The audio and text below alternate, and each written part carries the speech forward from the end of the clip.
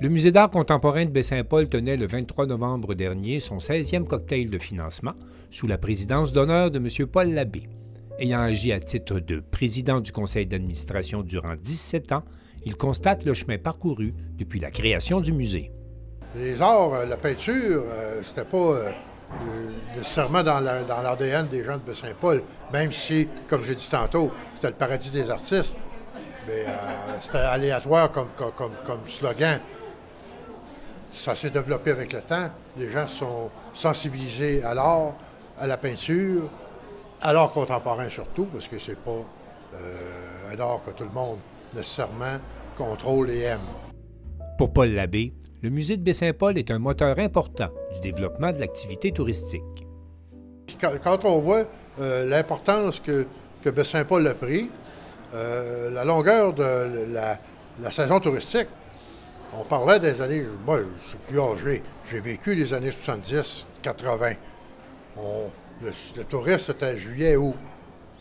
Maintenant c'est août, septembre, octobre. Puis une partie de novembre. Donc, c'est toute la différence du monde. C'est de l'économie. C'est les commerçants, les galéristes, les commerces, les boutiques qui en profitent. C'est tout le monde. La restauration, l'hébergement. C'est tout le monde qui... On a vu le développement de Baie-Saint-Paul depuis ces années-là. La restauration, les hôtels. Regardez ici l'hôtel de Germain, qui est un hôtel magnifique, qui n'était pas là il y a 20 ans, 25 ans. Puis peut-être que sans l'avenue de la culture, on n'aurait pas d'hôtel comme ça encore. Il se réjouit également de constater qu'une nouvelle génération dirige et fréquente le musée qu'il a contribué à bâtir. Je trouve ça extraordinaire d'avoir de la relève, parce que les gens de ma génération, tranquillement, on peut bien aider encore, mais on se retire. On ne peut pas être là. Il faut toujours penser que nos idées, puis les idées de la nouvelle génération ne sont pas les mêmes.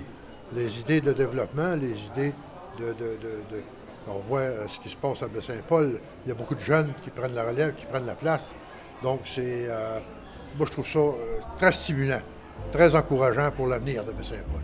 Le cocktail annuel de financement du MAC-BSP regroupe à chaque année des amateurs d'art avides de participer à l'encan silencieux ainsi qu'à l'encan à la criée, alors que des œuvres d'artistes de renom sont vendues aux plus offrants.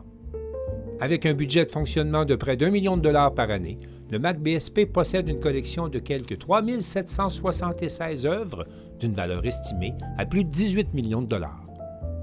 La directrice générale du MAC-BSP, Gabrielle Bouchard, a profité de la présence de ministres du gouvernement du Québec et du gouvernement fédéral pour passer quelques messages quant aux difficultés d'assurer un financement adéquat à son musée.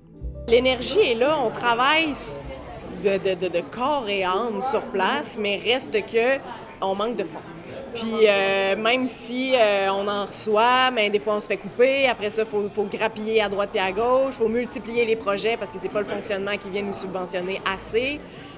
Puis même si on a des soirées comme ça qui nous financent, qui nous aident, on a des entrées au musée, on a tout ça, on diversifie toutes nos sources de financement, mais au final, il faut que le politique soit là puis nous soutienne. Puis bien là, malheureusement, on sent pas que la culture est une priorité dans ce qu'on voit actuellement.